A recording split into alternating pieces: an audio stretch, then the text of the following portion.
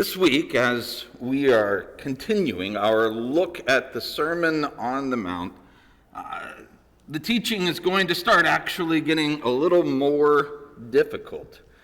Remember, the Sermon on the Mount, it's a comparison of what Jesus is calling kingdom righteousness, if you follow the flow of what Matthew's all about. It's a comparison of kingdom righteousness, that's citizenship within the kingdom of God, compared to what the scribes and the Pharisees are teaching and the way that they are acting out their idea of kingdom righteousness.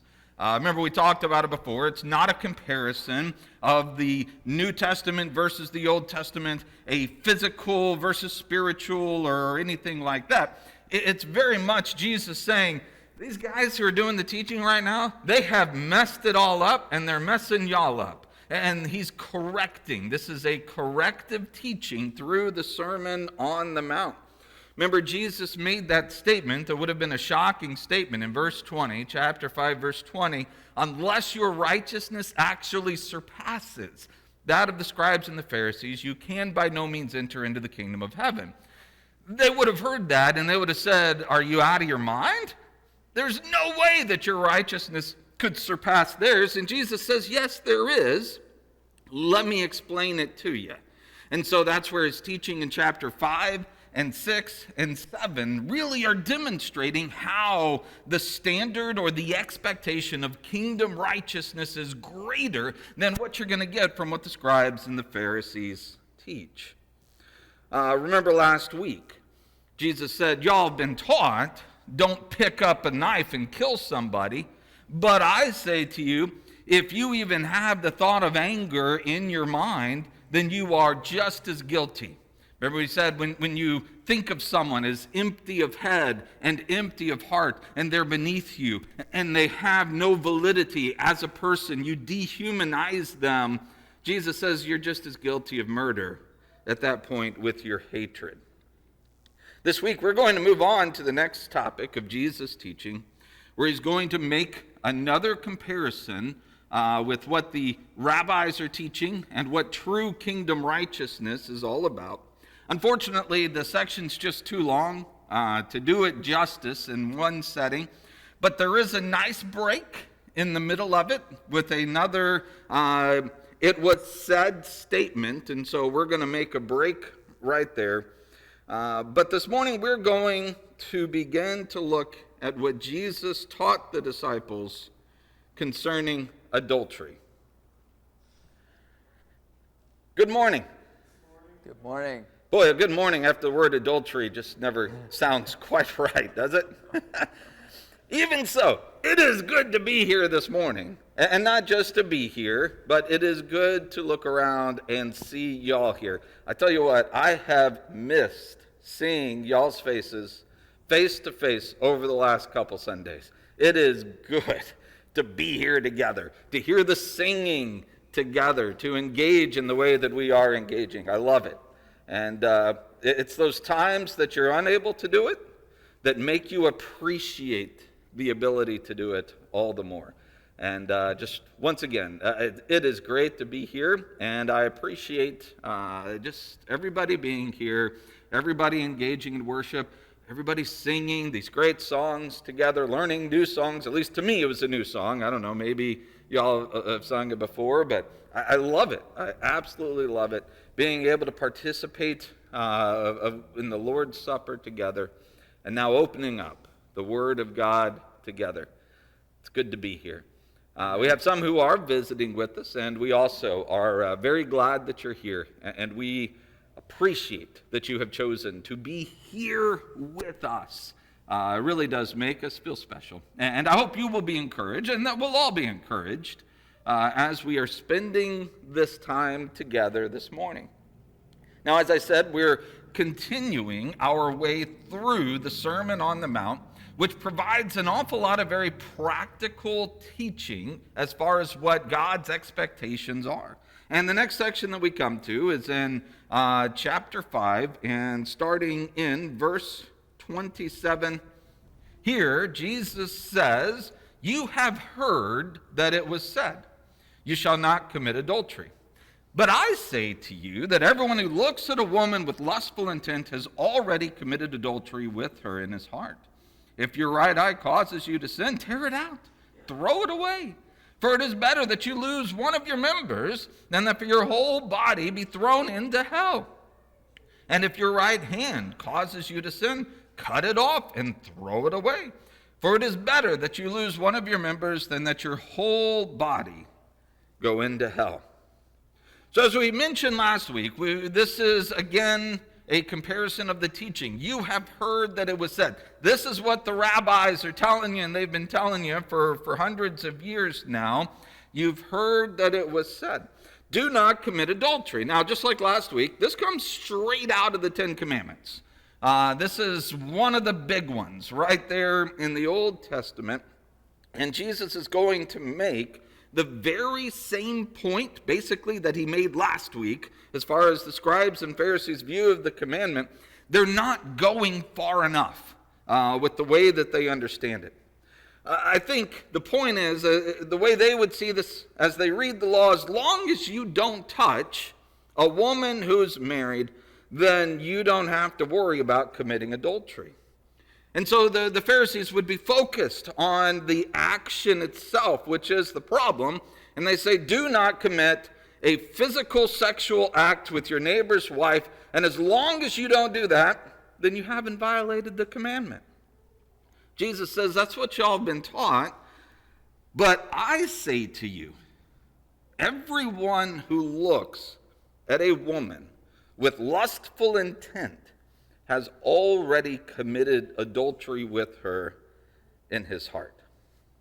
Again, Jesus is demonstrating that kingdom righteousness, God's expectations, what it is that God expects his people to be, and this isn't New Testament, Old Testament, this is from the very beginning. This is the way that God expects, is for people not just to do what's right externally, but to know what's right on the inside as well. He's just as concerned with what's going on inside a person's head than he's concerned with what a person is doing. And this isn't the only place, by the way, that we see this. This is a passage I could have brought out last week. I'm going to bring it out today because it really fits. You look further in Matthew chapter 15, and y'all probably remember this setting, where the Pharisees saw Jesus' disciples. They were, eating without having washed their hands first. And so they come to Jesus and they're like, aha, gotcha. We found where you're messing up. Your disciples are eating without washing their hands. They're violating the traditions of the elders. What are you going to do about that? Obviously, you, as they would see it, are a sinful person leading a bunch of sinful people because they're not obeying the commands. This is the whole setting and the setup here where Jesus responds to them in Matthew chapter 15. Starting verse 16, he said to them, "Are you also still without understanding? Do you not see that whatever goes into the mouth passes into the stomach and it's expelled? But what comes out of the mouth proceeds from the heart, and this defiles a person. For out of the heart come evil thoughts, murder, adultery, sexual immorality, theft, false witness, slander. These are what defile a person. But to eat with unwashed hands, that doesn't defile anybody." Now, understand their whole idea of washing your hands before you eat. That's a good idea, generally speaking, right? I mean, most of us probably wash our hands before we eat, but we do so for hygienic purposes. We know all about, bacteria and microbial organisms and all that kind of stuff. They didn't. When you see these laws and these various things about cleansing and stuff like that and throughout the pages of the Old Testament, contrary to what a lot of people say, it has nothing to do with hygienic practices. This isn't some type of scientific foreknowledge given to them so that they would be healthier than the rest of the world. If that was the case, then it never would have been rescinded. They would have just continued to do that. That wasn't the point. It was all stuff that made them different, that made them pure as far as their culture the Jewish people or the Israelites were concerned. It was all about being clean and unclean, not physically, but ceremoniously. And so if you ever came into contact with anything that was unclean, in order for it to become clean again, you had to go through certain hoops and certain actions in order to do that. Well, this could be a problem. Let's say if you accidentally touched something that was dead, a dead bug or something like that, you didn't realize it, and your hand became unclean, and then you're like, hey, it's lunchtime, let me grab my sandwich, and you pick up your sandwich, and now that uncleanness is transferred to your sandwich, and then you put your sandwich in your mouth, and you eat it up and you swallow it. Well, that unclean sandwich has now made all of your insides ceremoniously impure or unclean. That's a hard thing to clean and get right again. So they said, the best way to prevent that, let's just go through a washing of the hands, purifying ceremony first, and then when you touch your food, it's going to be pure and you're not going to mess it up. That makes a lot of sense, doesn't it? This isn't just arbitrary. This isn't just weird. There's a lot of logic to the different rules and things that they create.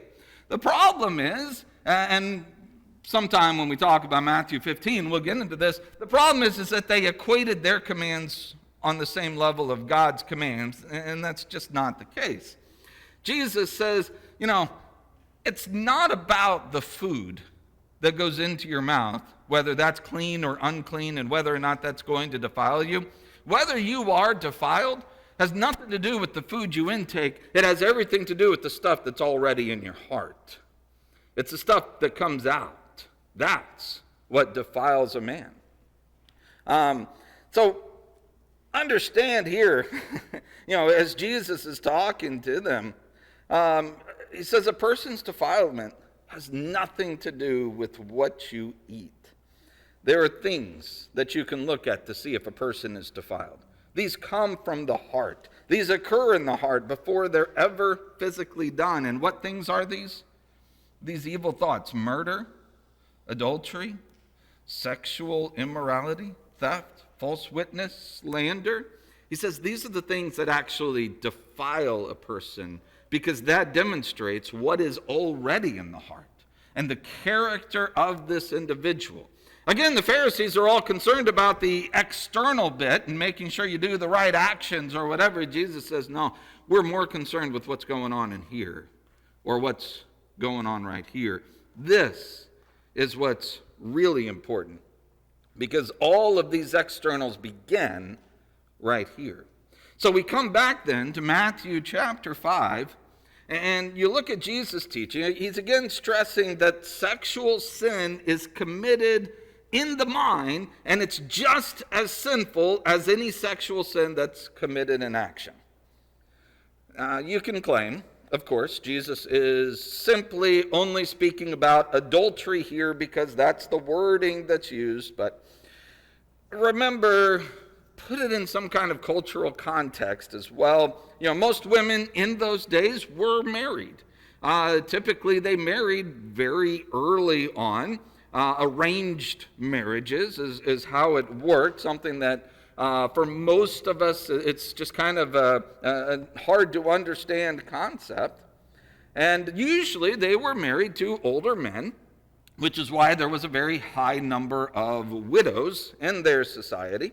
But that doesn't necessarily, of course, mean every woman's married, nor do I think this means that Jesus' instructions are only applicable if it's dealing with a married woman.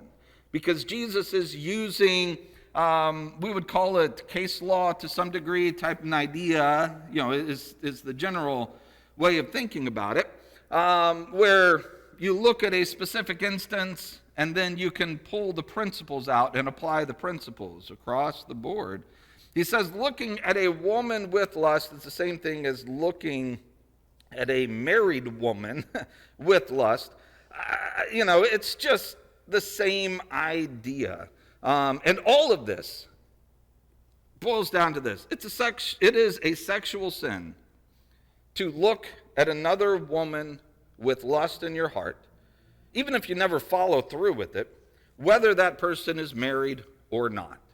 And I think it's important that we understand this fact. The phrase or the word that's usually used for this is fornication. If you're familiar with this, Paul likes to use this word, or at least the Greek equivalent, often.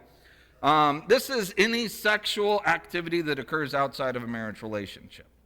So, all of this to say, when Jesus talks about looking at a married woman with lust, pull the principle out. Looking at anyone with lust that is not your wife, that you are not in a proper marriage relationship with, this is where this applies. Any sexual activity outside of the marriage relationship, whether one is married or not. Now, it is important, very important, to affirm that the sexual relationship is a beautiful thing. And it is created by God, not only for procreation, but it is created by God very specifically for the enjoyment, for the fulfillment of a marriage relationship. The sexual relationship is a wonderful, beautiful thing. We know that the Bible affirms this. Just spend some time in Song of Solomon. But like anything else that God has created that is beautiful and perfect in God's creation, sin has tainted it and has marred it. And it has become defiled as it is used in ways that are not a part of God's original plan for the sexual relationship. Any sexual relationship that's outside the confines of the marriage relationship. You know, there is a popular trend that has increased over the last, 50, 60 years or so, to the point that it has become more common today than it ever was. And that is for those who are in a marriage relationship to move in together before they are married. Cohabitation is what it's called. And they do so often just to make sure that they're a good fit for each other. They're like, well, you know, just like you'll test drive a car before you'll buy your car, let's test drive this relationship before we sign on the dotted line. Let's make sure that this works. And we don't have the time to look into everything about this morning, but it is telling. The statistics concerning the practice of cohabitation today, when you look at the effects of it, it's not what you might expect. There's a guy, Dr. Aaron Ben-Zeev. He is a doctor, professor of philosophy at the University of Haifa in Israel. He says premarital cohabitation has increased significantly, and more than 70% of U.S. couples now cohabit before marriage. Major reason supporting premarital cohabitation is that it enables the couple to get to know each other better, to see whether they get along well enough to embark on marriage. However, counterintuitively, many studies have found that premarital cohabitation is associated with increased risk of divorce, a lower quality of marriage, poorer marital communication, and higher levels of domestic violence. This should not be surprising to us, because what this is doing is taking what God has put out there, what God has created, and it's changing it in some way, taking away the actual commitment of the marriage relationship itself in order to do this. It's joining into a sexual union, among other things, without the proper channels that are designed by God, which we need to understand are different from society to society. I am not standing here saying that what we say a marriage relationship is in our 21st century American culture is what a marriage relationship has to be throughout all time. What I am saying is that there is such a thing as marriage. There has always been such a thing as marriage. There has always been a level of commitment that's associated with marriage. And whatever ceremony or action or whatever that's used is irrelevant. What is important is that God expects there to be commitment within a marriage relationship. God instituted marriage for the purpose of engaging in that relationship together, all aspects of it, and perhaps the most important, the sexual aspect, to be committed in a loyal relationship with each other. And so in Matthew 5, as we go through this, look at how all of this relates. Remember what he says here, anyone who looks at a woman with lustful intent has already committed adultery with her in his heart. Please note, this does not say anyone who finds a woman to be attractive. This is two separate ideas completely. I'm guessing that you men who are married, you found your wives attractive when you first met without having any illicit or sinful thoughts about her. That's a natural thing, is to find women attractive. This is talking very specifically about lustful intent. That is being fixated on one with a desire that this person would fulfill your sexual cravings. Oftentimes, this is referred to as the idea of fantasizing, or whatever the case might be. Lustful intent, by the way, again, it's not in and of itself bad. Again, we need to be very careful when we talk about sex, when we talk about these issues. They become uncomfortable. Why? They shouldn't be. I'm telling you, they shouldn't be. They are beautiful. They are perfect.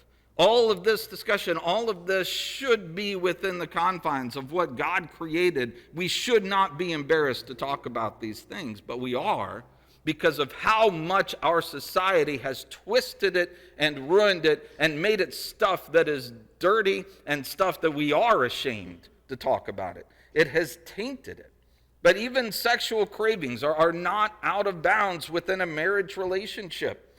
For you ladies who are married, I would venture to guess you recognize certain looks in your husband's eyes when you deem that this person must be looking at you with sexual or lustful intent. That's not a bad thing in a marriage relationship. What Jesus is driving at is the issue is when a man looks at a woman in such a way when he is not authorized to look at that woman in that way. One in which he has no legitimate reason to think about her in that way. One which taints, impurifies, and it mars the beautiful thing that God's given to us. Along these lines, like last week, there is a related topic that is very pertinent in our society. And it needs to be addressed. And yes, these things are uncomfortable. They are, because our society has created such a mess out of all of this. And not just our society, but just society in general, post-garden society, has just made this all messed up. And this topic, I think we really need to, in light of this, discuss the topic of pornography. For many of you, you may not even be aware just how pervasive and how horrible the pornographic epidemic really is. Some of you may think that it's simply relegated to a few people who go to CD movie theaters in the middle of the night, or they buy some magazines or something like that. Folks, pornography is now considered mainstream. It's considered normal for men and women.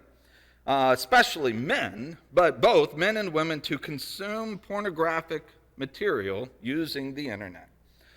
The transition in the last 50 to 60 years especially just has been unbelievable. For people my age or younger, the main thought is not whether one does or does not view pornographic materials. The question is how often and how much do they consume. Studies show that male children 8 to 10 years old, most 70% male children 8 to 10 years old have been exposed to pornography on the internet. 8 to 10 years old, before they're even able to understand the feelings that it brings, the excitement that they experience. All that they know is that they like it, so they just keep coming back to it. And that's what happens with everybody who gets themselves involved into this. Studies are proving over and over again, even though there's not a substance that's entering into your brain, pornography is just as addicting as any drug because it restructures your brain. If there's anyone who is caught up in the midst of this, studies are proving help is necessary. And the access, as I said before, to pornography is just amazing. Fascination with the unclothed body and art, it's nothing new. It goes back millennia, but with photography and with video, the ability to capture not just realistic, but real images to watch and scenes that voyeuristically to take in, it's very novel. And with the advent of the internet, the access to this stuff is unparalleled in history. I remember when I was in college, I had a friend of mine who cut off the internet from his room, from his dorm room. I thought he was crazy because, to me, I was like, the internet, it's everything. But he said, having the internet on my computer is like keeping a Playboy next to the bed. He said, I can't handle it. So he cut it off. I don't think that's gotten any better in the last 20 years. If anything, it's just become so much worse. There was a time when parents were concerned about what their kids would do when they would leave the house. Now we have to be concerned about what our kids are doing inside the house. And this is absolutely devastating to families. Marriage relationships, children, kids as they mature into adults, instead of being taught what the godly and virtuous view of sexuality is as it's designed by God, they are given a product that's created to appeal to man's basest sexual instincts and cravings in order to make money, a ton of money, particularly in the exploitation of men and women who are made in the image of God, an image that is devalued and quite frankly marred beyond identification in the pornographic world. It is nowhere close to the beautiful relationship of body, mind, and soul that God created. And like every other idol through time, all it does is take a very small part of what is beautiful and that appeals to the most crude portion while leaving out the conditions that make it a truly beautiful event as the Creator created it to be. I hope you can understand why I'm spending so much time on this. Parents, grandparents, you need to know what is happening, perhaps by your own children or grandchildren in your own homes. And you need to take whatever steps you can, not only to disallow that, but also to become an influence in your child or your grandchild's life so that you can guide them to see sexuality for what it was meant to be, a beautiful picture of intimacy between two children of God, which is to be shared by them and them alone in the covenant of a marriage relationship. And as pervasive as the pornographic problem is, I would not doubt if I am talking right now to people who are wrapped up in this problem, who feel the shame, who feel the guilt, but who are addicted and continue to come back to it over and over again because you just can't break it. If you are affected by pornographic addiction, if you've become ensnared by it, you need to get help with this. And as I said last week about something else, I'll repeat it. You have a loving and a merciful God. He will help you through this healing. You have strong leaders in a loving church who will help you through this without judgment. We are here to take you from guilt and shame to love and joy.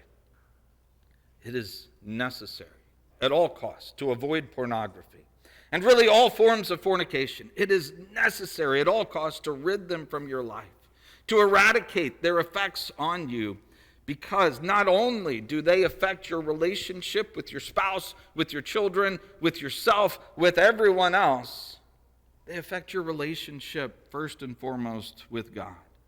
Notice what Jesus goes on to say: if your right eye causes you to sin, tear it out and throw it away from you. If your right hand causes you to sin, cut it off and throw it away from you. As Jesus points out here, when you have these problems of lust, the most important thing is getting them out of your life.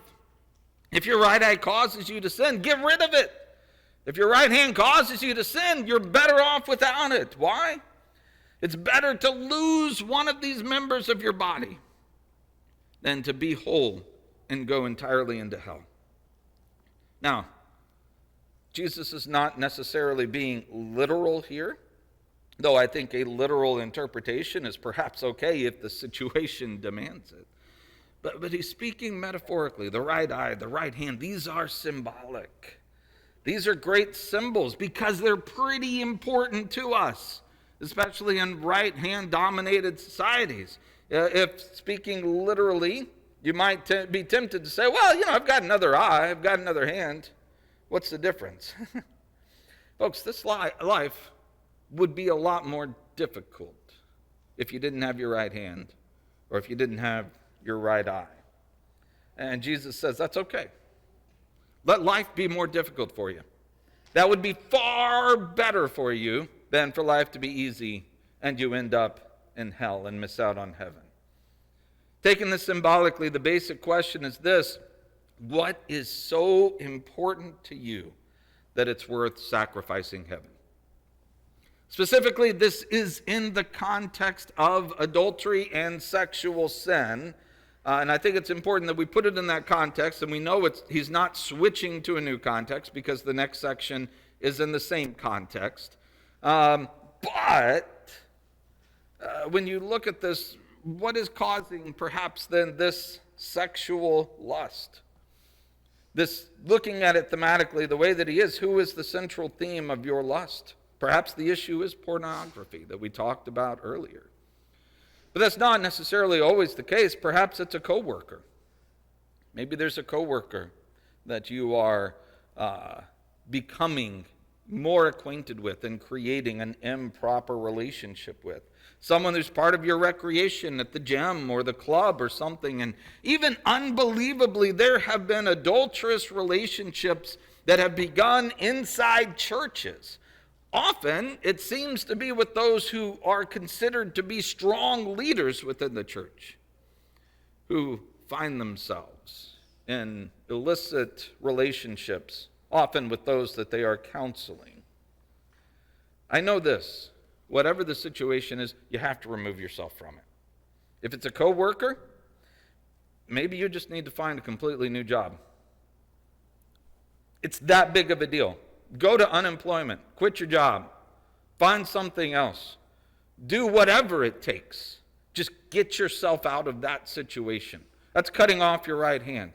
If that's where you find yourself, yeah, this is drastic enough that drastic measures are necessary. I will say this: I have never been alone with someone of the opposite sex while doing Bible studies with them. If I'm going to try to teach someone the Bible, I don't do it.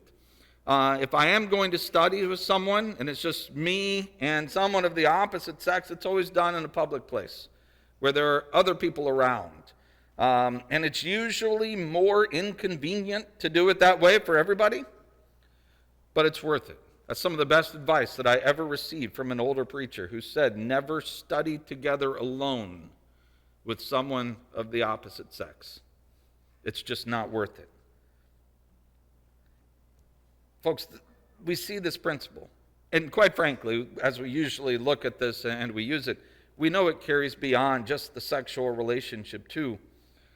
Whatever it is that's leading you into any kind of sin, whether it's sexual related sin or not, it is better to eradicate that thing from your life so that you can go into heaven maimed than go into hell whole.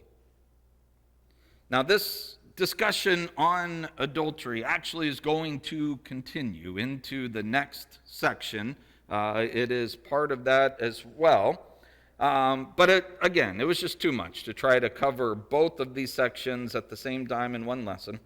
So, in a few weeks, after we return, Julia and the family and I will be out of town for a few weeks. When we get back, we will continue going through Matthew chapter 5 as we look into what is often seen as kind of a controversial issue, that of divorce.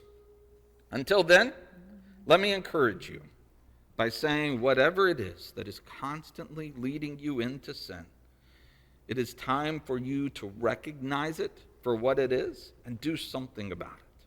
Your eternal destination it's so much more important than any temporal enjoyment that you get from anything in this life.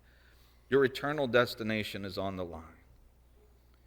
It is better to eradicate this and get rid of it than to keep on doing it and end up in hell. There is nothing in this life that's worth risking that. Would you bow with me? Our great and awesome and holy God, we bow before you, thanking you for your love, for your grace, for your help that you give in our times of need. Right now, we thank you for the teachings of Jesus because they help us to understand more fully how we can live to glorify and honor you in this life. We thank you for Jesus, who not only demonstrated what living kingdom righteousness was, but who makes up for our weaknesses and our failures. We thank you for his sacrifice, which provides our atonement, and for his resurrection, which gives us life. We thank you for Jesus, and it's in his name we pray. Amen. Amen.